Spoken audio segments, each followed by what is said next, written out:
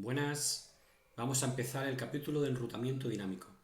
Ya sabemos que se trata de un tema que es bastante teórico, pero que introduce los conceptos básicos de dicho enrutamiento dinámico.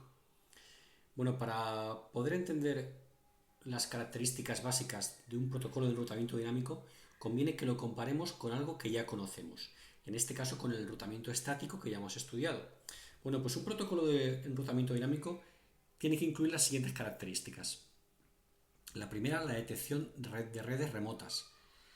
Pensemos que esto el enrutamiento estático no lo puede hacer. El enrutamiento estático conoce las redes que el administrador ha configurado, pero no puede detectar nuevas redes.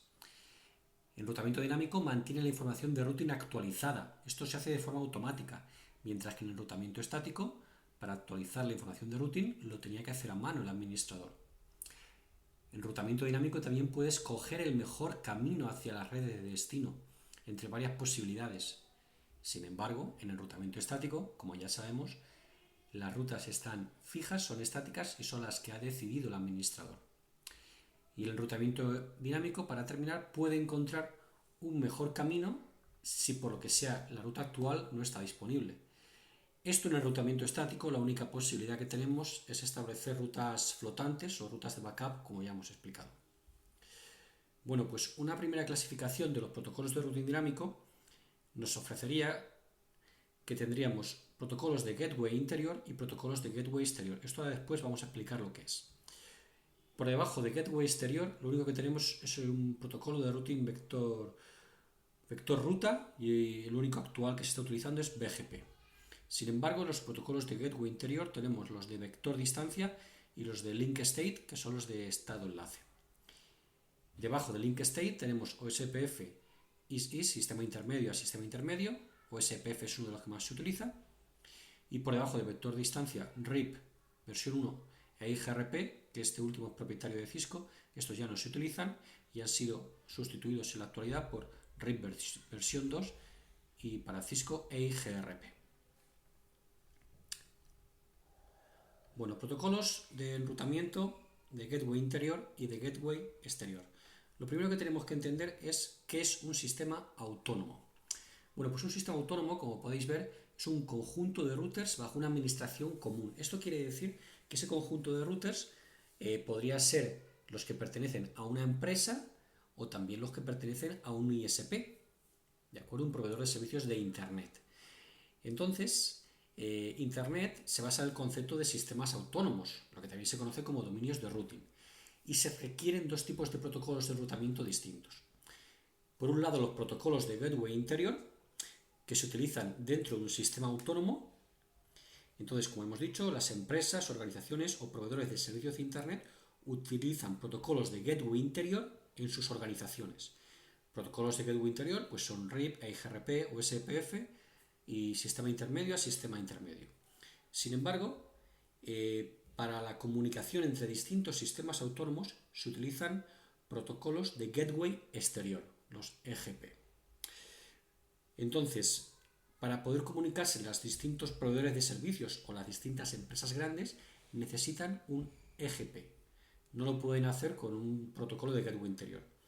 Este protocolo de gateway exterior, en este caso, el que se utiliza es BGP, ¿de acuerdo? El protocolo de gateway fronterizo, que es el único que actualmente es viable y el que es el protocolo de enrutamiento oficial utilizado en Internet.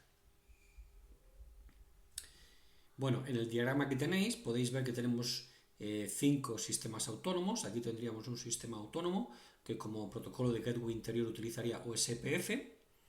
Aquí tendríamos un ISP, el ISP1 que utilizaría sistema intermedio a sistema intermedio, mientras que este ISP2 utiliza en su red OSPF. Otro sistema autónomo, que podría ser una empresa, una gran empresa, que utiliza EIGRP. Y aquí tenemos un sistema autónomo que se podría considerar más pequeño, una organización más pequeña, que utiliza un protocolo antiguo como sería RIP, más sencillo. Fijaos que entre todos los sistemas autónomos la forma de comunicación es mediante BGP, que es el protocolo de gateway exterior, ¿de acuerdo?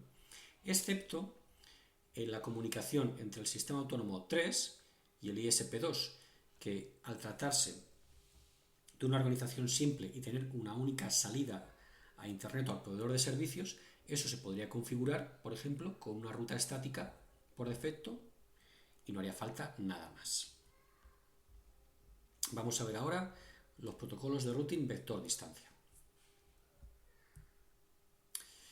Bueno, lo primero que tenemos que hacer es entender qué significa vector distancia. Y eso significa que las rutas se anuncian proporcionando dos características, que son la distancia y el vector. La distancia identifica la distancia hasta la red de destino y se basa en una métrica que puede ser el número de saltos, el costo para llegar, el ancho de banda, por ejemplo. Y el vector es el sentido en que se encuentra el siguiente router hacia ese destino.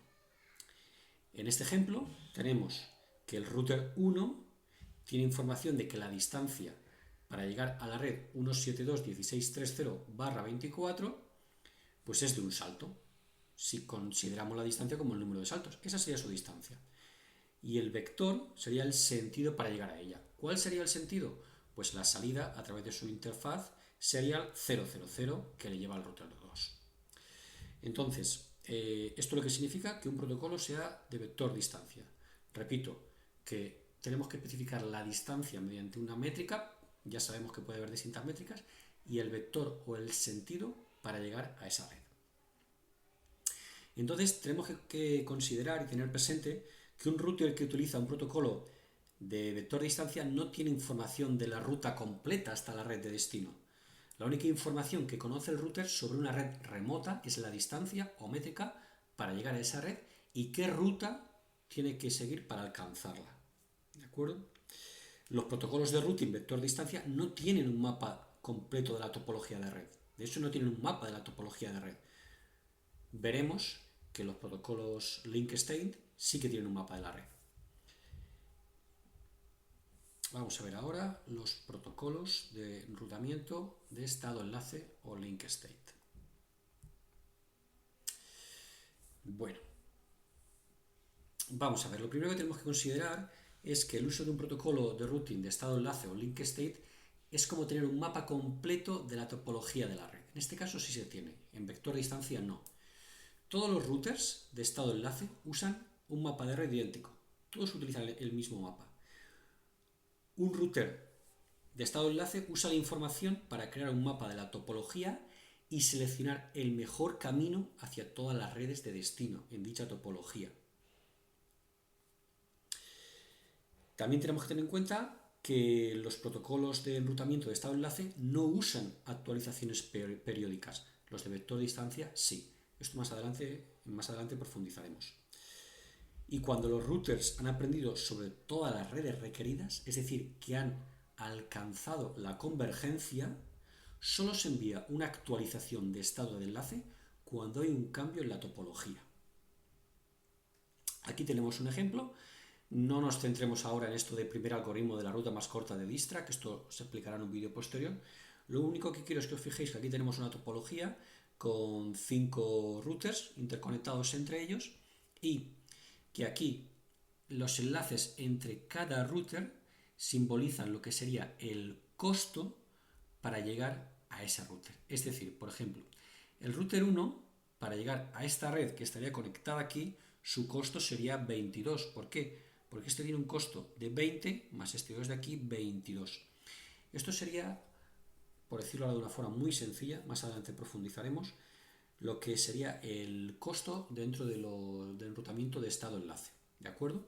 Los routers dispondrían del mapa de toda la topología de la red con el costo asociado a cada ruta y podrían elegir cuál es la mejor ruta para llegar a las distintas redes. Los dos protocolos de gateway interior de estado enlace más utilizados pues son OSPF y el sistema intermedio a sistema intermedio.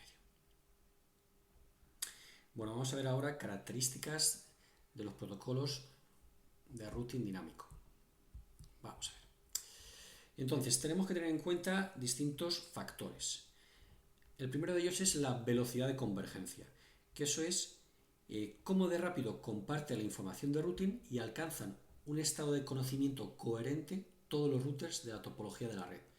Cuanto más rápida sea la convergencia, más deseable, más preferible será ese protocolo.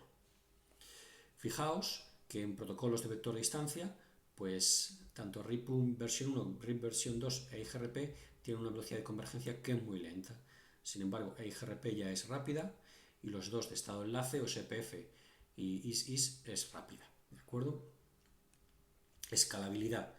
Esto define cómo de grande puede ser una red. Cuanto más grande sea la red, más escalable debe ser el protocolo de routing. Bueno, pues fijaos que RIP versión 1, versión 2 e IGRP tienen un factor muy bajo de escalabilidad, mientras que IGRP, OSPF y sistema intermedio tienen un factor de escalabilidad grande, permiten que la red sea mayor. Uso de VLSM. Bueno, nosotros ya sabemos lo que es VLSM, ¿de acuerdo? Entonces no me voy a parar a explicarlo. RIP versión 1 e IGRP no hacen uso de VLSM y esto es porque esos dos protocolos son protocolos de enrutamiento con clase. Sin embargo, nosotros ya sabemos que las redes modernas no utilizan la asignación de direcciones IP con clase, es decir, la asignación de direcciones IP con clase era averiguar la máscara de su red en base al valor del primer octeto. Y ya todos los protocolos de routing son sin clase, ¿de acuerdo? Entonces, los protocolos de routing IPv4 sin clase, en este caso RIP versión 2, IGRP, OSPF, sistema intermedio, pues incluye la información de la máscara de su red y permiten tanto VLSM como CIDR, ¿de acuerdo? El Classless Interdomain Routing. Uso de recursos. Bueno, pues el uso de recursos hace referencia a la cantidad de recursos hardware que requiere ese protocolo de enrutamiento, como puede ser el tamaño de la memoria RAM, la utilización de CPU, el uso del ancho de banda para las comunicaciones. Pues una mayor cantidad de recursos exige un hardware más potente. Fijaos que IGRP, bueno, estos tres que son más básicos, es un uso de recursos bajo, IGRP es medio, sin embargo, OSPF y ISP es un uso de recursos alto. Requeriremos routers que tengan un mayor hardware, un hardware más potente. Y la instalación y mantenimiento describe el nivel de conocimiento necesario del administrador para poner en funcionamiento ese protocolo y para mantenerlo. Bueno, las dos versiones de RIP e IGRP son protocolos que son muy simples, sin embargo, IGRP, OSPF y sistema intermedio, pues requieren un alto nivel de conocimientos para poner en funcionamiento y para mantenerlo. Y vámonos a las métricas de los protocolos de routing. Bueno, una métrica es un valor que es mensurable que el protocolo de routing asigna a distintas rutas según la utilidad que tengan. Es decir, las distintas rutas tienen que poder ser clasificadas en base a algún factor que permita medirlas y nos permita elegir entre unas y otras. En situaciones donde hay varias rutas hacia la misma red remota, las métricas de routing se utilizan para determinar el costo total de una ruta de origen a destino. Y los protocolos de routing, como estamos diciendo, determinan la mejor ruta sobre la base del costo más bajo. Por ejemplo, RIP utiliza una métrica en base al conteo de saltos, el número de saltos para llegar a esa ruta, mientras que OSPF elige la ruta con el mayor ancho de banda disponible. Veremos que OSPF elige rutas que requieren mayor número de saltos, pero que tienen un mayor ancho de banda acumulativo. Y con esto terminamos este vídeo. Un saludo.